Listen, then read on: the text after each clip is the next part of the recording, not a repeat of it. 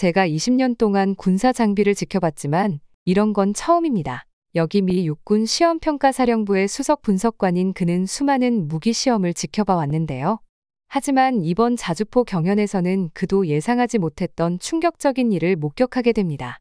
독일, 영국, 스웨덴 등 세계 최고의 방산 기업들이 자신만만하게 경쟁에 나섰지만 예상치 못한 한국산 자주포의 등장에 모두가 당황할 수밖에 없었다고 합니다. 특히 독일의 한 엔지니어는 K9A2가 보여준 충격적인 성능의 고개를 절레절레 흔들며 자리를 떠났다고 하는데요. 도대체 K9A2가 어떤 모습을 보여줬기에 독일 기술진이 이런 반응을 보였던 걸까요? 더욱 놀라운 건 갑자기 불어닥친 모래폭풍 속에서 일어난 일이었습니다. 대부분의 경쟁 차량들이 주저앉고 말았을 때 K9A2는 오히려 그 속에서 더 놀라운 면모를 드러냈다고 하는데요. 현장에서 직접 이 모든 걸 지켜본 미군 관계자는 우리가 지금까지 잘못 생각하고 있었던 것 같다며 한숨을 내쉬었습니다. 도대체 그가 본 건 무엇이었을까요? 여기에 더해 K9A2와 함께 등장한 동반자가 있었다고 합니다. 마치 최첨단 로봇처럼 움직이는 이 존재는 미군 장교들의 입을 딱 벌어지게 만들었는데요. 이건 정말 우리가 상상했던 것과는 전혀 다른 차원의 문제네요. 한 고위 장교가 고개를 절레절레 흔들며 한 마리 현장을 더욱 궁금증으로 가득 채웠습니다. 오늘의 사연에서는 K9A2가 미군 시험장에서 보여준 충격적인 능력과 세계 최강 군대의 선택을 바꾸게 된 결정적인 순간들을 자세히 들여다보겠습니다. 안녕하세요. 제 이름은 마이클 브라운이라고 합니다. 저는 거대한 시험장 가장자리에 서 있었어요. 가슴은 기대감으로 두근거렸죠. Army Times의 주니어 기자로서 이번 취재는 제 첫 큰 과제였거든요. 이번 경쟁은 아마도 이번 10년간 가장 중요한 군용 차량 경연이 될지도 몰랐어요. 아침 해가 지평선 너머로 슬슬 떠오르면서 사막 풍경 위로 긴 그림자를 드리웠고 5대의 인상적인 기계들이 일렬로 서서 출격 준비를 하고 있었어요. 꽤 멋진 광경이죠? 한 고위 장교가 제 옆으로 걸어오며 말했어요. 저는 고개를 끄덕이며 노트를 더 단단히 쥐었죠. 이건 그냥 평범한 차량들이 아니었어요. 세계에서 가장 발전된 자주포들이었고 이 중 하나가 미 육군의 새로운 기동 포병 시스템이 될 예정이었어요. 혹시 자주포가 뭔지 궁금하실까봐 설명해 드릴게요. 탱크를 떠올려 보세요. 근데 이건 전방으로 곱게 쏘는 포 대신 훨씬 더 큰 포를 가지고 있어요. 이 포는 탄환을 높이 쏴서 아주 먼 거리에 있는 목표물을 맞출 수 있죠. 이런 자주포들은 빠르게 이동해서 위치를 잡고 강력한 포를 발사한 뒤 적이 위치를 파악하기 전에 다른 곳으로 이동할 수 있어요. 꽤 멋있죠? 장교가 각 차량을 가리키며 설명해 줬어요. 저기 저거. 그는 튼튼하게 생긴 궤도 차량을 가리키며 말했어요. 한국에서 온 K9A2예요. 모두가 왜 이 차량에 주목하는지 알 것 같았어요. 강력하면서도 단단해 보였고 거친 지형을 쉽게 넘나들 수 있도록 넓은 궤도가 장착되어 있었죠. 그 옆에는 독일의 RCH-155가 있었는데 궤도 대신 바퀴가 달린 모습이 마치 첨단 장갑 트럭을 연상케 했어요. 그리고 저쪽에 있는 저건 장교가 이어서 설명했어요. 영국과 스웨덴이 함께 개발한 아처예요. 아처는 깔끔하고 현대적인 디자인이 돋보였고 제가 읽었던 대로 자동 장전 시스템까지 갖추고 있었죠. 그 뒤로는 제너럴 다이내믹스와 KNDS가 만든 피라냐가 있었고 끝에는 이스라엘의 ROEL 자주포가 서 있었어요. 둘 다 최신 바퀴형 포병 기술을 자랑하는 차량들이었죠. 저는 카메라를 꺼내 이 거대한 기계들을 찍기 시작했어요. 하나하나가 스쿨버스만큼 길고 훨씬 더 높았어요. 아침 햇살이 갑옷 같은 장갑에 반사돼 반짝였고 각 나라에서 온 팀원들이 차량의 마지막 점검을 하는 모습이 보였어요. 이 경쟁이 왜 이렇게 중요한 거죠? 제가 물어봤어요. 장교는 기꺼이 설명해줄 준비가 된 듯했어요. 그는 방벽에 기대며 말했어요. 우리 군이 지금까지 잘 써온 자주포들이 있긴 하지만 이제 오래됐어요. 현대전의 새로운 도전을 감당할 수 있는 무언가가 필요하죠. 이 기계들은 사막의 깊은 모래를 통과할 수 있어야 하고 가파른 언덕도 올라야 해요. 어떤 날씨에서도 작동해야 하고요. 게다가 우리가 보지도 못할 정도로 먼 거리에 있는 목표물까지 정확하게 타격할 수 있어야 해요. 저는 기술팀들이 마치 바쁜 개미들처럼 차량 주위를 돌아다니며 시스템을 점검하고 마지막 조율을 하는 모습을 지켜봤어요. 여기저기서 한국어, 독일어, 스웨덴어, 히브리어가 섞여 들리며 팀원들이 서로에게 지시를 내리고 있었어요. 마치 올림픽 경기를 보는 듯했지만 선수 대신 세계 최고의 군사 엔지니어들과 설계자들이 모인 자리였죠. 시험은 11월에 시작될 예정이에요. 장교가 시계를 확인하며 말했어요. 오늘은 초기 점검과 시연일 뿐이에요. 근데 이 경쟁이 엄청 치열할 거예요. 얼마나 멀리 그리고 정확하게 포를 쏠 수 있는지뿐만 아니라 이 자주포들이 외딴 곳에서 고장 없이 버틸 수 있는지, 다른 차량들과도 잘 호환되는지, 그리고 병사들이 쉽게 익힐 수 있는지도 봐야 하거든요. 저는 노트에 모든 걸 빠짐없이 적으려 했었어요. 아침 기온이 점점 오르기 시작했고 사막 바닥 위로 열기가 아지랑이처럼 피어오르는 게 보였어요.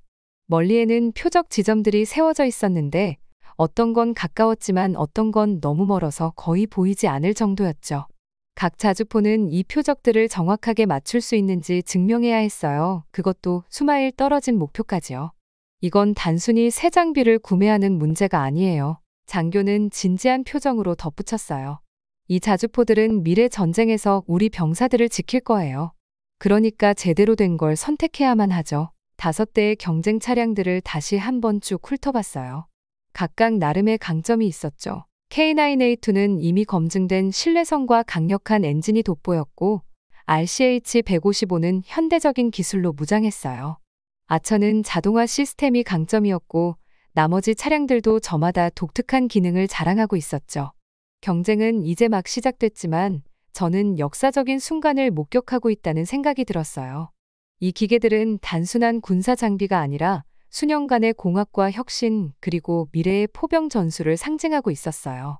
이제 해가 완전히 떠올랐고 시험장은 점점 더 분주해졌어요. 곧 이 거대한 자주포들이 그 실력을 보여줄 텐데 그 순간이 너무 기다려졌어요. 저는 시험장 끝에 서서 마치 미인대회 참가자처럼 줄지어 있는 5대의 곡사포를 지켜보고 있었어요.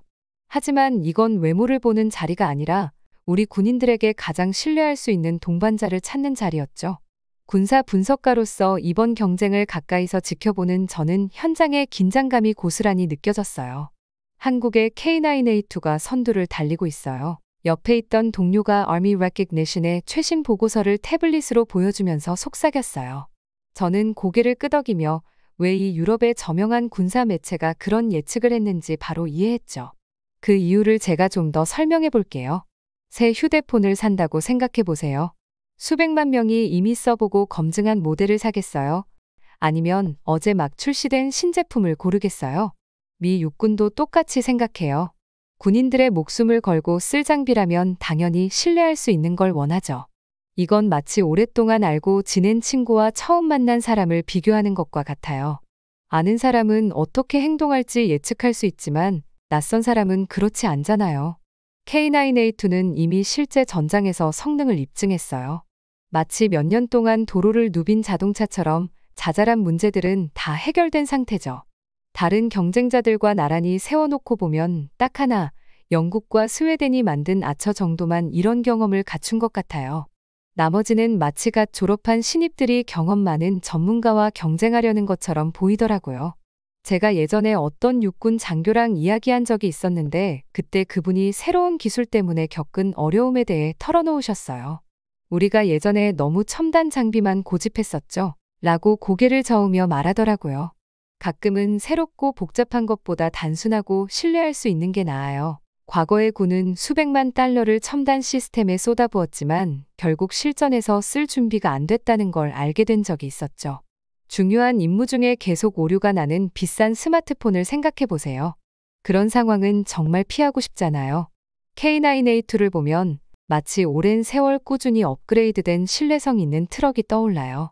한국군은 이 곡사포의 이전 버전을 여러 해 동안 사용하면서 실전에서 발생하는 작은 문제들을 다 해결해 왔어요. 이 경험을 바탕으로 K9A2를 점점 더 발전시켜 온 거죠. 저는 K9A2 주변을 천천히 걸으며 그 튼튼한 구조를 유심히 살펴봤어요. 전체적으로 세심하고 신중하게 설계된 게 딱 느껴지더라고요. 뭔가 화려하게 혁신적인 걸 추구하는 게 아니라 그저 맡은 일을 잘 해내기 위해 설계된 것 같았어요. 조작법도 직관적이고 정비가 필요한 부분도 쉽게 접근할 수 있게 되어 있었어요.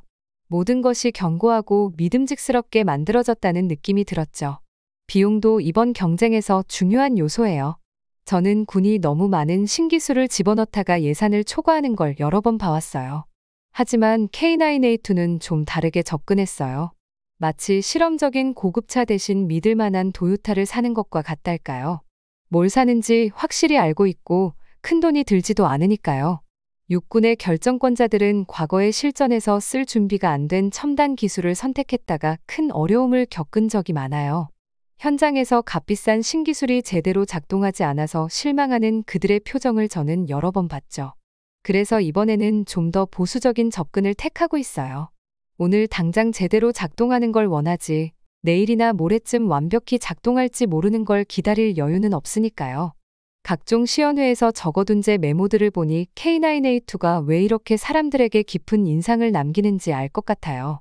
이 곡사포가 할 수 있는 일만 중요한 게 아니에요. 어떤 상황에서도 매일같이 꾸준히 신뢰할 수 있다는 점이 더 중요하죠. 저는 이 곡사포가 비나 햇볕이 쨍쨍한 날, 추위나 더위 속에서도 거침없이 성능을 발휘하는 걸 직접 지켜봤어요. 마치 신뢰할 수 있는 일꾼처럼 그저 묵묵히 일을 해내는 느낌이었죠. 이번 경쟁에 참여한 다른 시스템들도 저마다 흥미로운 기능들이 있어요. 어떤 건 첨단 컴퓨터 시스템을 자랑하고 어떤 건 혁신적인 장전 메커니즘을 갖추고 있더라고요. 하지만 K9A2가 가진 가장 큰 강점은 검증된 실전 경험이에요. 마치 새로 문을 연 화려한 식당과 20년 동안 꾸준히 좋은 음식을 내온 식당 중에서 고르는 것 같아요. 때로는 혁신보다 경험이 더 중요할 때가 있잖아요. 오늘 일지를 마무리하면서 결국 이 곡사포들을 사용할 군인들이 떠올랐어요. 그들에게는 가장 첨단 기술이 필요한 게 아니에요. 정말 중요한 순간에 믿고 쓸 수 있는 장비가 필요하죠. 지금까지 본 바로는 K9A2가 그 조건에 딱 맞는 것 같아요. 노트를 덮고 곡사포들이 줄지어 서 있는 모습을 마지막으로 한 번 더 바라봤어요. 해가 지면서 시험장 위로 긴 그림자가 드리워지더라고요.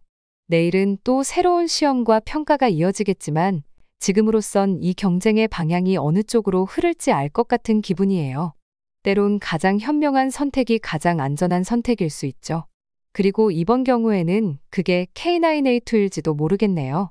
저는 20년 동안 군용 차량들이 현장에서 작동하는 모습을 지켜봤지만 미 육군이 새 자주포를 테스트하는 걸 보고는 정말 예상치 못한 경험을 했어요. 이제 이 거대한 기계들이 실제 환경에서 겪는 어려움에 대해 이야기해 볼게요.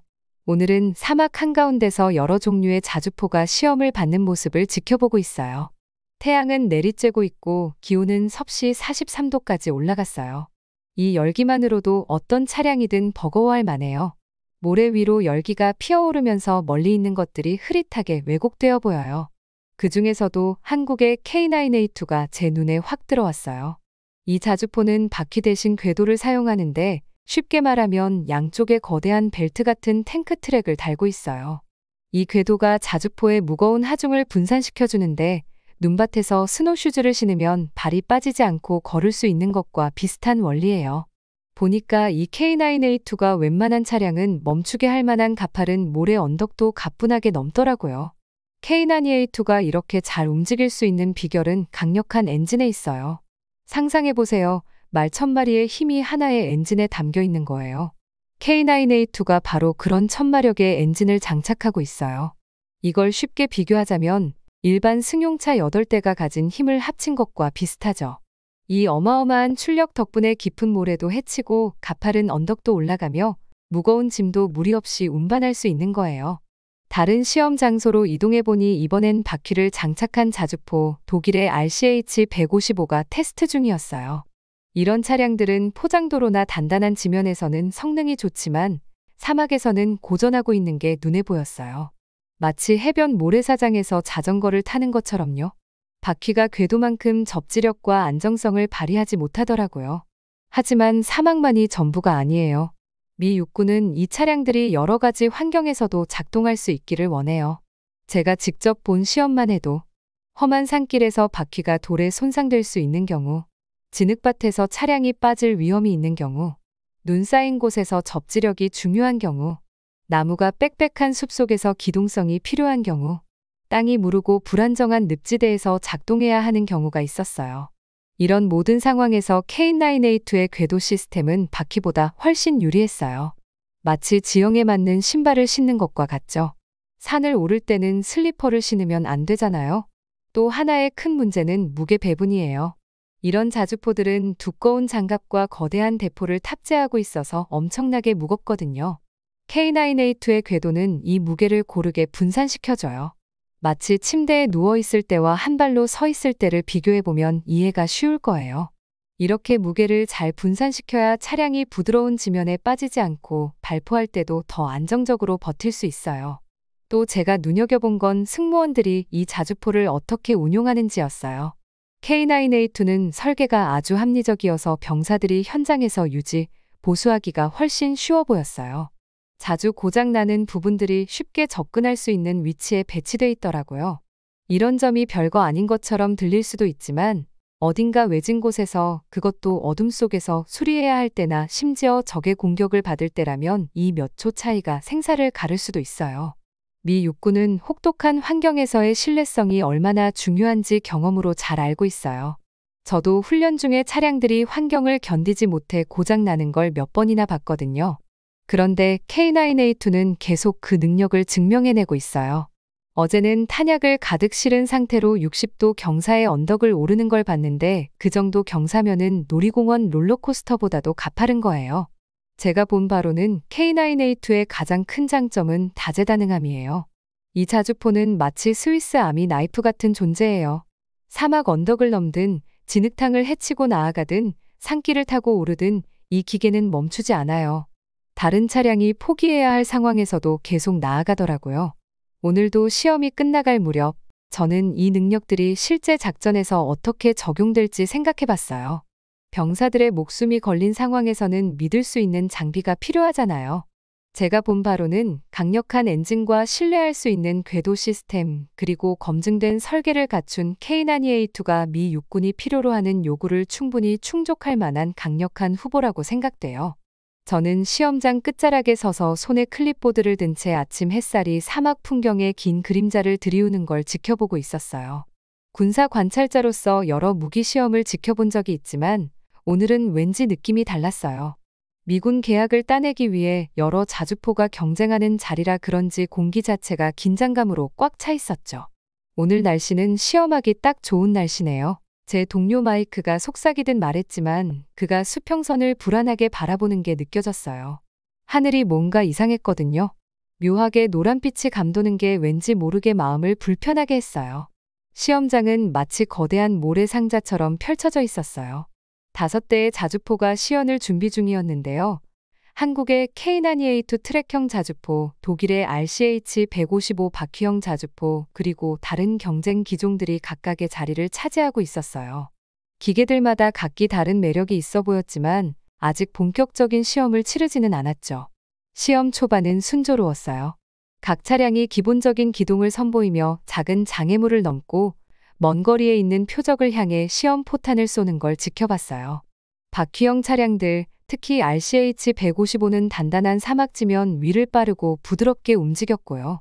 저는 그들의 성능을 객관적으로 평가하려고 꼼꼼히 메모를 남겼어요. 그러다 갑자기 상황이 급변했어요. 대위님, 서쪽 지평선 좀 보세요. 한 신참 장교가 다급하게 외치며 서쪽을 가리켰어요. 거대한 모래 폭풍이 우리 쪽으로 몰려오고 있었거든요. 노란빛을 띤 갈색 구름이 하늘 높이 치솟아 있었고 예상보다 훨씬 빠른 속도로 다가오고 있었어요. 제가 15년 동안 사막에서 시험을 해왔지만 이렇게 갑작스럽게 밀려오는 모래 폭풍은 처음 봤어요. 전부 주의하라. 모래 폭풍이 접근 중이다. 무전기에서 긴급 경고가 흘러나왔어요. 폭풍이 우리를 덮치기까지 몇 분도 채 남지 않은 상황이었죠. 그런데도 지휘관은 단호하게 예상치 못한 결정을 내렸어요. 시험 계속 진행한다. 이런 게 바로 실전 상황이야. 저는 거대한 폭풍이 우리를 향해 몰려오는 걸 지켜봤어요. 바람이 갑자기 세차게 불더니 미세한 모래가 제 얼굴을 따갑게 때리기 시작했어요. 보호곡을 너머로 보이는 풍경은 마치 폭풍이 세상을 통째로 집어삼키는 듯했어요.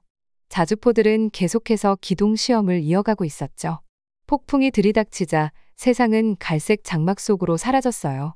시야는 15m도 채 되지 않았고 바람 소리가 너무 커서 무전 신호도 거의 들리지 않았어요. 빗발치는 모래 속에서 간신히 보이는 자주포들은 유령 같은 그림자로 보였어요. 바퀴형 차량들은 곧바로 고전을 시작했어요. 처음에는 훌륭한 성능을 보여줬던 RCH-155마저 바퀴가 헛돌면서 속도가 급격히 줄었어요. 쌍안경으로 지켜보니 작은 모래 언덕을 넘으려 했었지만 바퀴가 헛돌기만 할 뿐 결국 오르지 못하더라고요. 운전병이 몇 번을 시도해도 바퀴가 모래에 파묻혀 차량이 꼼짝없이 멈춰버렸어요. 하지만 그때 놀라운 일이 벌어졌어요. K9A2는 트랙형 설계를 덕분에 혼란 속에서도 꾸준히 움직였어요. 폭풍 속에서도 엔진 소리가 거칠게 울려 퍼졌고 트랙이 차량의 무게를 고르게 분산시키며 부드럽게 모래 위를 지나갔죠. 다른 차량들이 멈춰버린 같은 언덕도 K9A2는 속도를 거의 줄이지 않고 유유히 넘어섰어요. 이거 보셨어요? 마이크가 바람을 뚫고 외쳤어요. 그의 목소리엔 믿기지 않는다는 감탄이 가득했어요. 모래 폭풍 속에서도 K9A2는 마치 폭풍 따윈 신경도 쓰지 않는 듯 당당하게 움직이고 있었어요. 트랙이 모래 위에 선명한 궤적을 남기며 안정적이고 일관된 움직임을 보여줬죠. 폭풍은 거의 1시간 동안 계속됐고 그 안에서 어떤 군용 차량이든 버티기 어려운 조건이었어요. 바퀴형 차량들은 대부분 모래에 묻혀버리거나 겨우겨우 느릿하게 움직였지만 K9A2는 전체 시험 코스를 완주했어요. 트랙 시스템이 빛을 발하며 가혹한 조건 속에서도 안정적인 주행과 속도를 유지할 수 있었던 거죠. 폭풍이 지나간 뒤에는 결과가 명확하게 드러났어요. K9A2는 단순히 폭풍을 견뎌낸 것만이 아니라 그 안에서도 탁월한 성능을 보여줬어요. 트랙엔 모래가 잔뜩 묻어 있었지만 차량은 전혀 지친 기색이 없었고 엔진도 강력한 출력을 유지했으며 모든 시스템이 정상 작동 중이었어요. 저는 마지막 메모를 작성하며 이번 시험이 어떤 의미를 가지는지 곱씹게 됐어요. 이번 모래 폭풍은 미리 계획된 시험으로는 절대 재현할 수 없는 실전 상황을 제공해줬거든요. K9A2의 성능은 말 그대로 그 자체로 신뢰성과 능력을 증명했어요. 각 차량이 남긴 모래 위의 궤적을 보니 오늘의 이야기가 그대로 새겨져 있었어요.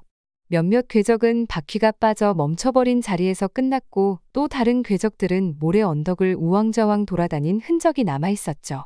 하지만 K9A2의 궤적은 거칠고 변덕스러운 지형을 곧게 가로지르며 이어져 있었어요.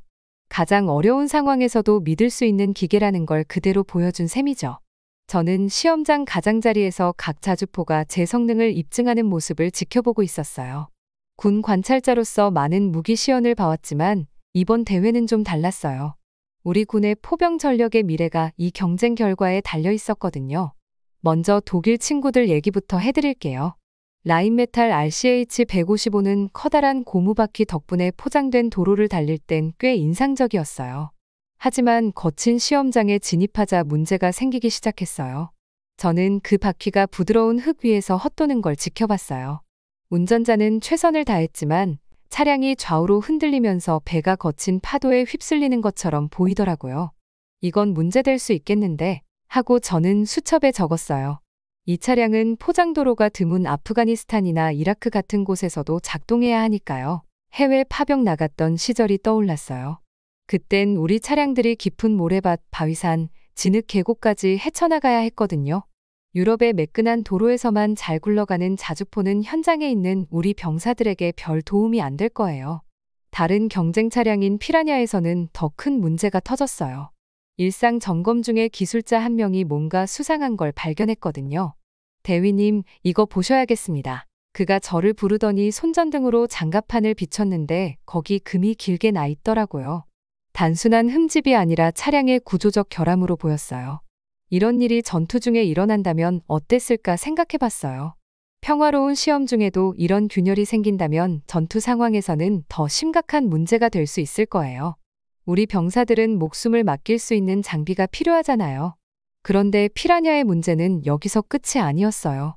같은 설계를 공유하는 다른 시험 차량들, 특히 스트라이커 기반 차량에서도 비슷한 문제가 발견된 거예요. 마치 약한 유전자를 물려받은 가족 차량들을 보는 것 같았어요. 시험장을 둘러보면서 각 차량의 탄약 재보급 시스템도 눈여겨봤어요. 이건 많은 사람들이 놓치기 쉬운 중요한 부분이에요. 전투 중이라 생각해 보세요. 아무리 강력한 포탄을 쏠 수 있어도 빠르고 안전하게 재장전할 수 없으면 큰일 나는 거죠. 대부분의 경쟁 차량은 병사들이 수작업으로 탄약을 장전해야 했어요. 저는 승무원들이 무거운 포탄을 하나하나 들어 올리느라 애쓰는 모습을 지켜봤어요. 마치 비 오는 날 장을 봐온 짐을 내리는 것처럼 보였어요. 그런데 이 짐은 수백 킬로그램짜리 포탄이고 잘못 떨어뜨리면 폭발할 수도 있는 물건이었죠. 그러다 K9A2와 그 보급 차량인 K10을 보게 됐어요. 그 차이는 정말 컸어요. 마치 최신 세탁기와 빨래판을 비교하는 느낌이랄까요. K10 시스템은 완전히 자동화되어 있었고 사람 손으로 무거운 걸 들어 올릴 필요가 전혀 없었어요. 저는 탄약이 K9A2로 빠르고 안전하게 옮겨지는 모습을 지켜봤어요. 승무원들은 장갑 차량 안에 그대로 앉아있으니 안전했죠. 이거다 하고 저는 생각했어요. 적의 사격 아래에서 보급해야 했던 기억이 떠올랐거든요. 재장전이 빨라질수록 위험에 노출되는 시간도 줄어드니까요. 또 NATO 기준도 중요한 요구 사항 중 하나였어요. 마치 핸드폰이 다른 모든 네트워크에서 작동해야 하는 것처럼요. 우리는 특정 탄약에서만 작동하거나 동맹군 시스템과 소통이 안 되는 장비를 가질 수 없어요.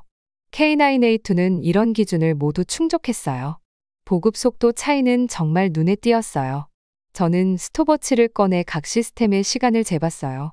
수작업 장전 시스템들은 완전 보급하는데 15분에서 20분까지 걸렸어요. 반면 K10 자동화 시스템은 단 5분 만에 끝냈어요. 전투 상황에서는 이런 몇 분 차이가 생사에 직결될 수도 있죠. 매일 저녁 보고서를 정리하면서 뚜렷한 패턴이 보이기 시작했어요. 각 경쟁 차량이 나름의 장점은 있었지만 바퀴형 차량의 문제와 피라냐 차량군의 구조적 결함은 큰 우려를 낳았어요. 우리 병사들에게는 어떤 상황에서도 확실하게 작동하는 장비가 필요해요. 수집한 시험 데이터를 보면서 더 큰 그림을 생각해봤어요. 이건 단순히 새 포병 장비를 사는 문제가 아니에요. 우리 병사들에게 최고의 도구를 제공하는 일이에요. 어디서든 갈 수 있는 차량, 안전하게 보급할 수 있는 시스템, 필요할 때마다 고장나지 않는 장비가 필요한 거죠.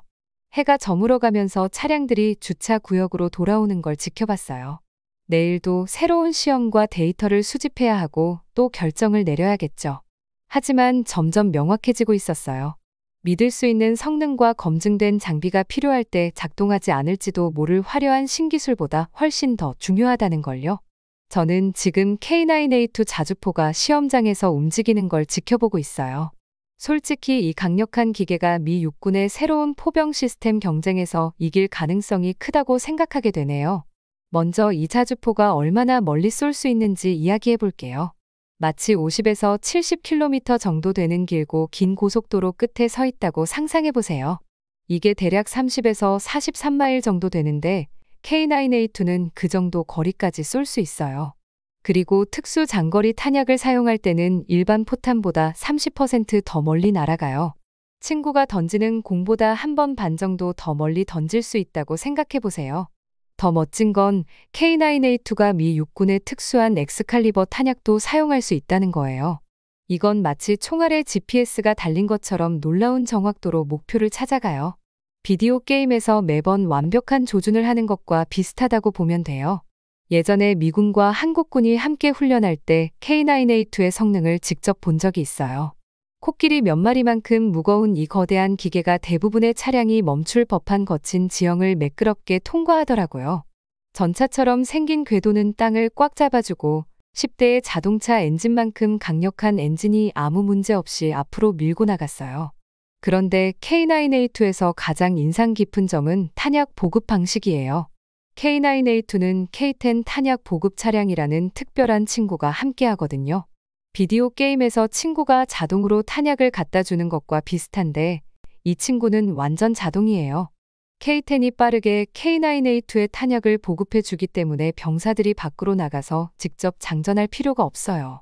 덕분에 병사들은 안전하게 장갑차 안에 있을 수 있죠. 만약 미 육군이 K9A2를 선택한다면 한국에게는 정말 큰 성과가 될 거예요. 왜냐하면 미 육군은 세계에서 가장 큰 군대 중 하나거든요.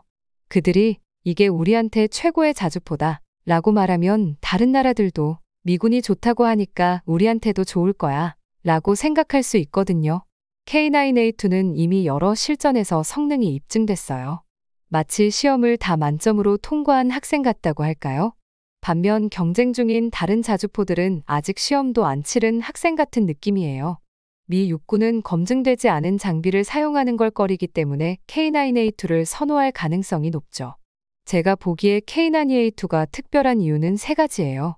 1. 믿을 수 있다, 필요할 때 확실히 작동해요. 2.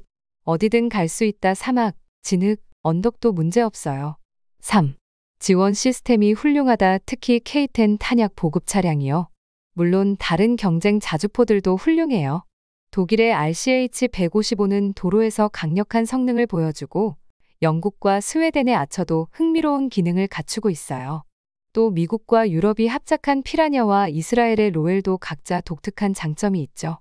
하지만 K9A2는 전체적으로 완벽한 구성을 갖춘 것 같아요. 마치 스위스 군용 칼처럼 여러 가지 일을 잘 해내거든요. 험한 지형에서도 잘 움직이고 멀리까지 정확하게 포탄을 쏠 수 있으며 안전하고 빠르게 탄약을 보급받을 수 있죠. 저는 여러 군사 장비 경쟁을 지켜봐 왔지만 이번 경쟁은 좀 특별한 느낌이에요. K9A2는 단순히 경쟁하는 게 아니라 현대 포병 시스템이 어떤 모습이어야 하는지를 보여주고 있어요. 가장 새롭거나 최첨단인 장비가 항상 최고는 아니라는 걸 증명하고 있죠.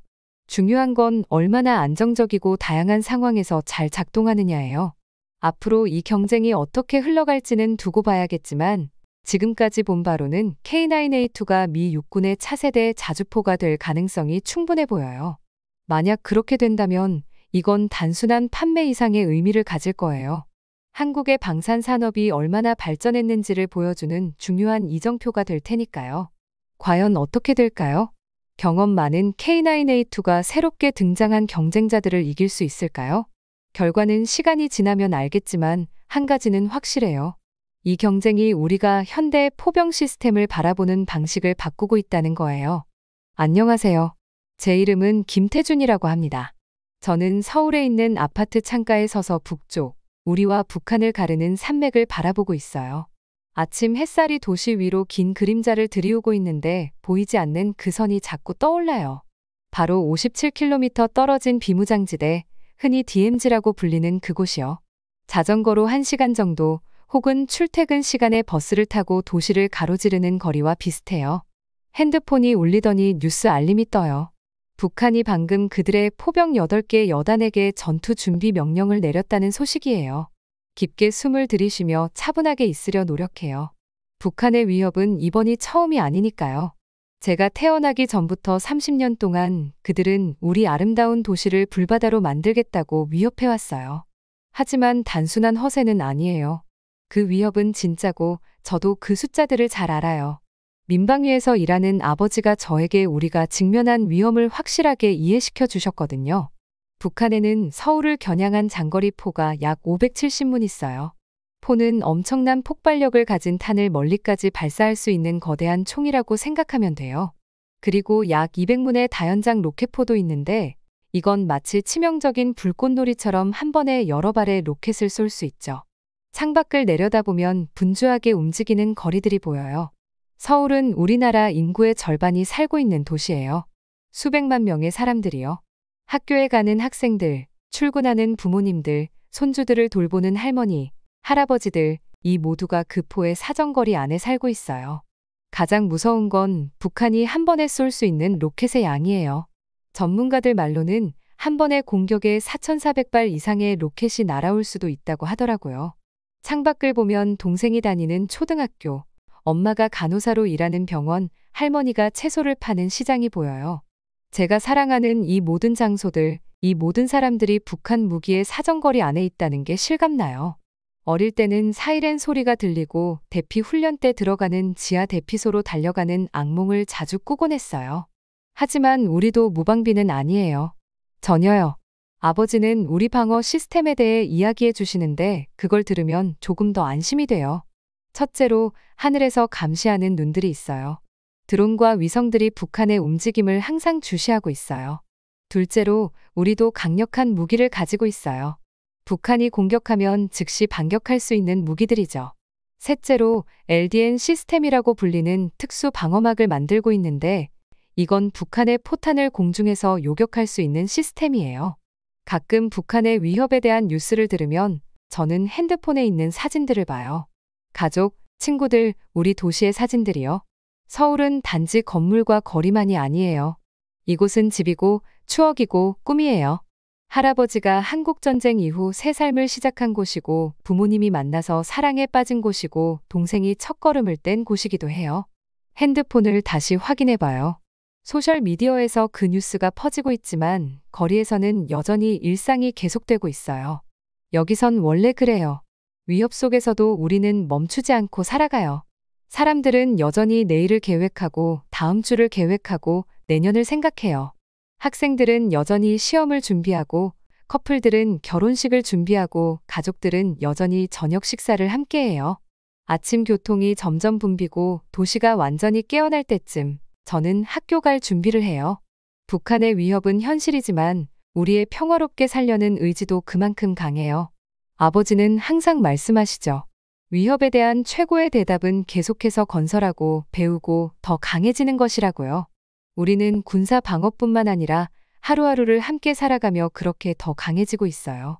마지막으로 북쪽을 한 번 더 바라보고 가방을 메고 밖으로 나서요. 북한과 우리를 가르는 산들은 여전히 우뚝 서 있고 변함없이 그 자리를 지키고 있어요. 위협도 희망도 다 지켜보는 침묵의 증인들이죠. 무슨 일이 오든 우리는 준비되어 있어요. 이곳은 우리 집이니까 우리는 어디도 가지 않아요. 저는 지금 한국군사감시센터의 통제실에 서 있어요. 수십 개의 화면이 어두운 공간을 밝히는 걸 보면서요. 컴퓨터의 부드러운 웅웅거림이 들리는 가운데 우리는 북한이 국경에서 하는 모든 움직임을 모니터링하고 있어요. 우리 기술이 얼마나 발전해서 사람들을 보호하는 데 쓰이는지 정말 놀라워요. 이제 저희가 어떻게 잠재적 위협을 감시하는지 알려드릴게요.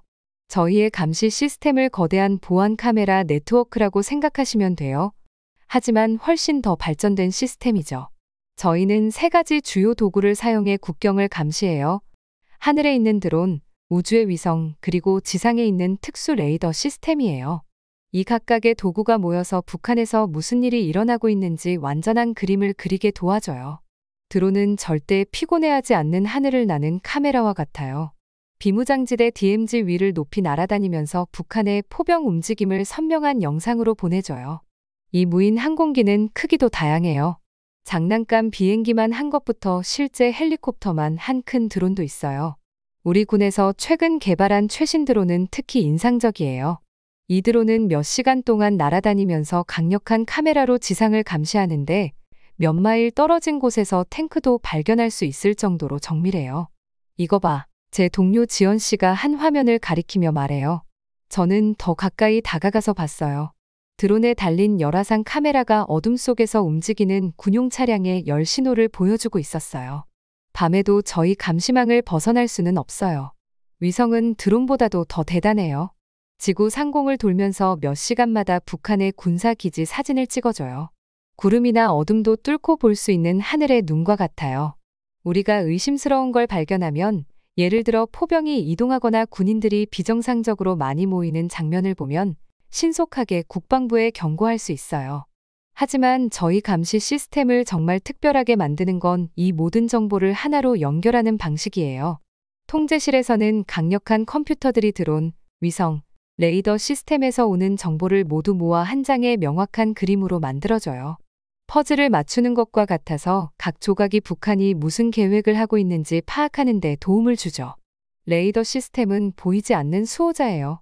라디오파를 사용해서 국경 근처에서 움직이는 물체를 감지하는데 카메라로 보이지 않을 때도 찾아낼 수 있어요. 이 시스템이 뭔가 수상한 걸 감지하면 통제실에 경고음이 울려요.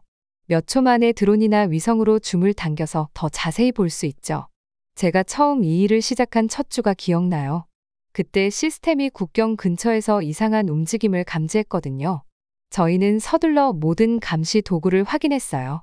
결국 단순한 훈련이었지만 그 경험을 통해 저희의 끊임없는 감시가 수백만 명을 안전하게 지키는 방법을 배웠죠. 저희의 조기 경보 시스템은 특히 서울 같은 대도시와 가까운 곳에 있을 때 매우 중요해요. 저희가 위협적인 움직임을 감지하면 몇 분도 아니고 몇 초 안에 사람들에게 경고할 수 있어요. 그 몇 초가 수많은 생명을 구할 수 있어요. 최근에는 인공지능도 국경 감시에 추가했어요. 이 똑똑한 컴퓨터 프로그램들은 인간의 눈으로는 놓칠 수 있는 북한의 군사 움직임 패턴을 찾아내요. 밤낮 없이 일하면서 피곤해지거나 집중력을 잃는 일도 없죠. 이 기술이 점점 더 발전하고 있어요. 제가 지원 씨에게 말했어요. 예전엔 일일이 경고를 수동으로 확인해야 했던 거 기억나요? 이제는 AI가 중요한 것들에 집중할 수 있게 도와주니까 훨씬 편해졌죠. 저희 일에 가장 보람 있는 순간은 서울에 있는 수백만 명의 사람들이 평화롭게 잠을 잘 수 있다는 걸 알 때예요. 언제나 감시하고 언제나 준비가 되어 있으니까요. 도시에 있는 가족들이 일상생활을 즐기는 모습을 볼 때마다 저희 감시 시스템이 그들의 안전을 지키는 데 기여하고 있다는 사실이 자랑스러워요. 저희 일은 단순히 위협을 감시하는 것이 아니라 그런 위협을 예방하는 일이에요. 북한이 저희가 그들의 모든 움직임을 지켜보고 있다는 걸 알면 위험한 시도를 할 가능성이 적어지거든요. 마치 집에 아주 좋은 보안 시스템을 갖춘 것과 같아요. 그 시스템이 있다는 사실만으로도 도둑이 들 가능성을 줄여주죠. 제가 교대를 마치고 다음 팀에게 업무를 넘기기 전에 마지막으로 화면을 한 번 더 봤어요. 드론은 여전히 조용히 순찰하고 있고 위성은 궤도를 돌며 감시를 이어가고 레이더 시스템은 끊임없이 국경을 스캔하고 있어요. 이 모든 것들이 함께 모여 보이지 않는 방패를 만들어 우리나라를 지키고 있어요. 때로는 다가오는 위협을 아는 것이 최고의 방어라는 걸 보여주고 있어요. 저는 지금 통제실에 서서 벽을 가득 메운 큰 화면들을 보고 있어요. 군인들이 각자의 자리를 지키며 조용하지만 긴장된 분위기 속에서 모니터를 살피고 있죠. 오늘 상황은 심각해요. 우리의 감시 드론이 북한의 포병 여단들이 비무장지대 근처에서 포진하고 있는 걸 포착했거든요. 7구역에서 움직임이 포착됐습니다. 김중위가 그녀의 자리에서 소리쳤어요. 주 화면에는 포병 장비들이 배치되는 열화상 이미지가 보였어요. 가슴이 두근거리기 시작했어요. 저 무기들은 서울을 향하고 있는데 제 가족과 수백만 명의 사람들이 그곳에 살고 있거든요. 하지만 우리도 손 놓고 있진 않아요. 오른쪽을 보면 반격 포격팀이 준비하고 있는 모습이 보여요. 그들의 화면에는 우리의 K239 천무 로켓 발사기가 나타나 있죠. 이건 적 포병을 막아내는 우리 군대의 가장 강력한 무기예요. 북한의 무기는 65km까지밖에 닿지 않지만 우리는 300km 거리까지 공격할 수 있거든요. 그러니까 우리는 그들의 사정거리 밖에서 그들의 포병 위치를 타격할 수 있어요. 천무 위치를 보여줘요. 제가 요청했어요. 메인 화면이 나뉘면서 우리의 로켓 발사기들이 드러났어요. 그 발사기들은 신중하게 숨겨져 있으면서도 언제든 발사할 준비가 돼 있었죠. 이건 단순한 로켓이 아니에요. 엄청난 정확도로 목표를 찾아낼 수 있는 스마트 무기거든요. 발사기 하나가 여러 발의 로켓을 발사할 수 있고 그 로켓들은 북한 포병이 숨은 강력한 벙커도 파괴할 수 있어요. 처음 천무 시스템 훈련을 받았던 때가 떠오르네요. 이걸 아주 강력한 야구 투수라고 생각해요. 라고 제 교관이 말했었죠. 하지만 우리가 던지는 공은 60피트가 아니라 300km를 날아가고 우리가 목표하는 곳에 정확히 맞아요. 그 설명 덕분에 이 무기들이 얼마나 대단한지 이해할 수 있었어요. KT2 시스템도 우리 주방어 무기 중 하나예요. 저는 박 대위가 있는 쪽으로 걸어가 그의 자리를 확인했어요. 그는 이 고급 발사기를 모니터링하고 있었어요. 모든 KT2 부대 준비 완료입니다. 라고 그가 차분히 말했어요. 천무처럼 이 발사기들도 매우 정확해서 몇 킬로미터 떨어진 작은 자동차 크기의 목표도 맞출 수 있거든요. 갑자기 경고등이 깜빡이기 시작했어요. 다수의 포병이 발사 준비 중입니다. 김중위의 목소리가 방 안을 가르며 들려왔어요. 우리는 북한군이 서울을 향해 무기를 조준하는 걸 지켜보고 있었죠. 방 안에 긴장감이 확 오르기 시작했어요. 이번에는 훈련이 아니라 진짜 공격일 수도 있었거든요. 우리의 대응은 신속했어요. 반격 포격팀이 바로 움직였고 그들의 손가락은 재빠르게 키보드를 두드리며 목표 데이터를 입력하기 시작했어요. 감시 드론과 위성에서 적 포병 위치가 정확하게 시스템으로 전달됐죠. 화면에는 빨간 점들이 북한의 포병 위치를 나타내고 파란 선들은 컴퓨터가 계산한 우리의 사격 해법을 표시하고 있었어요. 천무 1번부터 4번 포대, 목표물 고정 완료, 이병장이 보고했어요. KT2 부대도 대기 중입니다. 곧 이어질 일이 바로 우리 방어 시스템의 강력함을 보여줬어요. 북한군이 한 발도 쏘기 전에 우리는 반격할 준비가 돼 있었거든요. 우리의 로켓은 몇 분 내로 그들의 위치에 도달할 수 있고 그만큼 정확해서 그들의 포병 장비의 특정 부분을 바로 타격할 수 있어요. 가장 인상적인 건 우리 시스템들이 얼마나 유기적으로 작동하는지였어요. 감시팀이 위협을 포착하면 컴퓨터가 최적의 대응책을 계산하고 우리의 반격 무기들이 발사 준비를 마치죠. 마치 잘 짜여진 춤을 추는 것처럼 모든 사람이 각자의 역할을 완벽하게 해내는 거예요. 화면을 보면서 우리의 방어 시스템에 대한 자부심이 느껴졌어요. 북한의 포병이 아무리 위협적이어도 우리는 우리 국민을 지킬 수 있는 도구와 훈련을 갖추고 있거든요. 천무와 KT2 시스템은 단순한 무기가 아니라 수백만 명의 사람들을 지키는 방패 같은 존재였어요. 모든 부대 대기 상태 유지라고 제가 방안에 명령했어요. 저 포병 위치 계속 추적하세요. 팀원들이 일하는 모습을 보면서 어떤 상황이 오더라도 우리는 준비가 돼 있다는 확신이 들었어요. 북한이 서울을 불바다로 만들겠다고 위협할지라도 우리의 방어가 얼마나 강력한지 알고 나면 그런 위협이 그리 무섭게 느껴지진 않아요. 저는 지금 지휘센터에 서서 벽을 가득 채운 거대한 화면을 바라보고 있어요. 오늘은 한국의 최신 방어 시스템 LDN의 테스트가 있는 날이에요. 제가 여기서 5년을 일했지만 이런 건 한 번도 본 적이 없어요. 기술로 만든 거대한 우산을 상상해 보세요. 도시를 폭격으로부터 보호하는 역할을 해요. 그게 바로 LDN인데 단순한 우산보다 훨씬 더 대단하죠. 이게 왜 이렇게 중요한지 알려드릴게요. 지금 우리는 역사적인 순간을 보고 있어요. LDN 시스템은 우리 ADD와 한화 시스템이 개발 중인 건데 단순한 군사 장비가 아니에요. 이게 2029년이 되면 모든 걸 바꿔놓을 거예요. 한번 생각해 보세요. 서울과 그 주변에만 수백만 명이 살고 있잖아요. LDN은 그 모든 사람들을 위한 수호천사 같은 존재가 될 거예요. 시스템 점검 완료했습니다. 제 동료 민지가 인터폰을 통해 알렸어요. 6개의 발사대 전부 준비 완료입니다. 저는 의자에 앉아 화면을 좀 더 자세히 들여다봤어요. 각 발사대가 정말 대단한 공학의 산물이에요. 하나의 배터리, 즉 하나의 완전한 유닛이 6개의 발사대를 가지고 있고 각 발사대에는 32개의 욕경 미사일이 장착돼 있다는 걸 믿으실 수 있나요? 그러니까 총 192개의 욕경 미사일이 언제든지 우리를 보호할 준비가 되어 있는 거예요. 이 미사일들은 그냥 평범한 미사일이 아니에요. 포탄이나 로켓을 공중에서 요격하도록 설계된 스마트 미사일이에요. 오늘의 테스트는 특히 흥미로워요. 서울을 향해 수백 발의 포탄이 한꺼번에 발사됐을 때를 가정한 시뮬레이션을 진행하고 있거든요. 무섭게 들리지만 그래서 우리가 이런 상황에 대비해야 하는 거예요. 메인 화면에 빨간 점들이 나타났어요. 이 점들은 시뮬레이션 속적의 포탄들을 나타내고 있어요. 첫 번째 파동 감지했습니다. 제가 헤드셋에 대고 말했어요. LDN의 눈이라고 할 수 있는 레이더 시스템이 즉시 작동하기 시작했어요. 정말 놀라워요. 이 레이더는 단순히 위협을 감지하는 게 아니에요. 그걸 분석하고 가장 위험한 것부터 처리할 대상을 선정해요. 모든 포탄이 중요한 건 아니기 때문에 시스템이 중요한 것들부터 집중적으로 막아내는 거예요. 갑자기 화면에 파란 선들이 그려졌어요. 이건 우리 욕경 미사일들이에요. 미사일들이 화면을 가로질러 날아가면서 밝은 자국을 남기고 있어요. 실제로 이 미사일들은 너무 빨라서 거의 눈에 보이지 않을 정도예요. 목표에 도달하는데 몇 초밖에 걸리지 않는데 그 몇 초가 모든 걸 좌우할 때도 있죠. 이거 봐요. 민지가 화면 한 구역을 가리키며 말했어요. 데이터 링크 시스템이 여러 목표를 동시에 추적하고 있어요. 이게 LDN의 특별한 점이에요. 여러 위협을 동시에 처리할 수 있거든요. 이스라엘의 아이언돔이 주로 로켓을 막는다면 우리 시스템은 훨씬 더 똑똑하고 빠르게 작동해야 해요. 북한의 포병대는 다양한 종류의 포탄과 로켓을 동시에 발사할 수 있기 때문에 우리의 일이 더 어렵죠.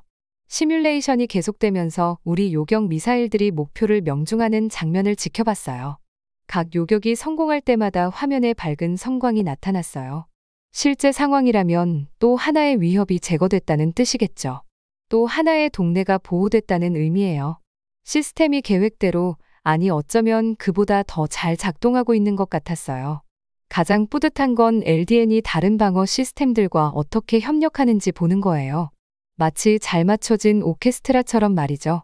LDN이 포격을 막는 동안 우리의 감시 시스템이 새로운 위협을 주시하고 반격 시스템은 필요할 때 공격할 준비를 하고 있어요.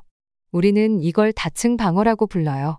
마치 여러 개의 방패가 우리를 각기 다른 방식으로 보호하는 것 같아요. 시뮬레이션이 끝나면서 최종 통계가 화면에 떴어요. LDN이 가장 우선순위가 높은 위협의 90% 이상을 성공적으로 요격했어요. 실제 상황이었다면 수천 명의 목숨이 구해졌을 거고 수많은 건물이 보호됐겠죠. 그리고 가장 중요한 건 우리 국민의 안전이 확보됐다는 거예요. 시스템 테스트 완료했습니다. 민지가 자랑스러운 목소리로 말했어요. 모든 지표가 예상 범위 내에 있습니다. 저는 의자에 기대어 앉으면서 안도감과 성취감을 동시에 느꼈어요. 이건 단순한 군사 시스템이 아니에요. 우리 국민에게 보내는 약속이에요. 우리가 그들을 지킬 수 있다는 약속이죠. LDN이 지켜주고 있으니 안심하고 밤에 잠들어도 된다는 뜻이에요. 2029년이 되면 이 시스템은 밤낮으로 우리 도시를 지키고 있을 거예요. 언제든지 어떤 위협이든 막아낼 준비를 하면서요. 지휘센터의 불빛이 점점 밝아지면서 시뮬레이션이 종료됐어요. 하지만 우리의 일은 끝나지 않았어요. 사실 끝날 일은 없죠. 내일도 더 많은 테스트를 할 거고 더 많은 개선을 해서 시스템을 더욱 완벽하게 만들 거예요. 우리 국민을 지키는 게 바로 우리가 해야 할 일이니까요. LDN이 바로 그런 역할을 하는 거예요. 국방본부의 통제실에서 저희 통합방어 시스템들이 마치 완벽하게 짜인 춤처럼 함께 움직이는 모습을 지켜보고 있어요. 오늘은 한국의 방어 전략이 다른 어떤 나라와도 다르게 특별한 이유를 보여드리려고 해요. 집을 짓는다고 상상해보세요. 그냥 벽만 세우진 않겠죠? 튼튼한 기초, 지붕, 문, 창문 등 모든 게 안전하게 보호하기 위해 함께 작동해야 해요. 우리 방어 전략도 딱 그런 식이에요. 우리는 이를 삼축 방어 체계라고 부르는데 세 개의 방패가 각각 다른 방식으로 우리를 보호해주는 거예요. 첫 번째 방패는 킬체인이라는 시스템인데 화면을 보면 위성 이미지와 레이더 데이터가 보여요. 킬체인은 마치 어디서든 위험을 감지할 수 있는 눈을 가진 것과 같아요. 만약 북한이 공격을 준비하는 걸 포착하면 그들이 버튼을 누르기 전에 우리가 먼저 대응할 수 있어요. 마치 괴롭히려는 사람이 주먹을 휘두르기 전에 미리 알아채고 피하는 것과 비슷해요. 두 번째 방패는 제가 설명하기 좋아하는 한국형 미사일 방어 체계 KAMD예요. 다른 모니터를 보면 우리나라 곳곳에 퍼져 있는 센서와 요격 시스템들이 보이죠. KAMD는 위험한 물체를 공중에서 바로 잡아내는 일종의 거대한 포수라고 생각하시면 돼요. 북한이 미사일이나 포탄을 쏘면 KAMD가 그것들을 공중에서 가로채는 거죠. 마치 수천 명의 포수가 하늘에서 무언가 위험한 게 날아오면 바로 잡아내는 것과 같아요. 세 번째 방패는 대규모 보복 응징 작전 KMPR인데 이건 저에게 특히 안도감을 줘요. 솔직히 사용하지 않기를 바라지만 KMPR은 분명한 메시지를 전해요. 우릴 공격하면 강력하게 대응할 거야. 라고요. 마치 괴롭히려는 사람에게 내가 주먹을 휘두르면 후회하게 될 거야. 라고 경고하는 거랑 같아요. 그런데 정말 놀라운 건 이 세 가지 방패가 함께 작동하는 방식이에요. 제 주 화면을 보면 이 세 시스템이 정보를 즉각적으로 공유하는 게 보여요. 정찰 드론이 의심스러운 걸 포착하면 그 정보가 즉시 세 시스템에 모두 전달돼요. 킬체인은 위협을 평가하고 KAMD는 필요할 때 요격 준비를 하며 KMPR는 대응할 준비를 해요. 이 모든 게 순식간에 이루어지는 거죠. 어제 훈련 중이었는데 북한의 포병 부대에서 움직임을 감지했어요. 바로 킬체인 시스템이 그 위협을 분석했고 KAMD 시스템은 자동으로 요격 미사일을 가장 공격받기 쉬운 곳으로 조정했어요. 동시에 KMPR는 필요할 경우 최적의 대응 방안을 찾아냈죠. 이 모든 게 신발끈 묶는 것보다 빠르게 이루어졌어요. 새로 도입된 LDN 미사일 방어 시스템은 우리 방어 능력을 한층 더 강화해줘요. 테스트 영상을 보니 이 시스템이 또 하나의 방어층을 더해주는 게 확실히 보이네요. LDN은 공이 차이기도 전에 어디로 날아갈지 미리 아는 슈퍼 골키퍼 같은 역할을 해요. 포탄이나 미사일을 놀랄 만큼 정확하게 요격해줘서 우리 수도를 더욱 안전하게 만들어요. 가장 자랑스러운 건 우리 시스템이 계속 배우고 적응한다는 거예요. 각 부분이 서로 정보를 공유하면서 전체 방어망이 매일 더 똑똑해지는 거죠. 마치 팀의 모든 선수들이 서로의 생각과 움직임을 정확히 알고 있는 것처럼요. 이 모든 기술도 대단하지만 정말 중요한 건 우리 국민들을 위해 어떤 의미를 가지느냐는 거예요. 매일 아침 서울에서 아이들이 학교에 가고 가족들이 공원을 즐기고 사람들이 일상생활을 보내는 모습을 보면 세계에서 가장 발전된 방어 시스템 중 하나가 그들을 지켜주고 있다는 걸 알 수 있어요. 삼축 방어 체계와 LDN이 함께 작동하면서 북한의 위협은 점점 덜 무섭게 느껴져요. 근무를 마치고 통제실을 나서기 전에 마지막으로 모든 화면을 한 번 더 확인해 봐요. 시스템들이 문제없이 돌아가고 있고 데이터를 공유하며 우리를 지킬 준비가 되어 있어요.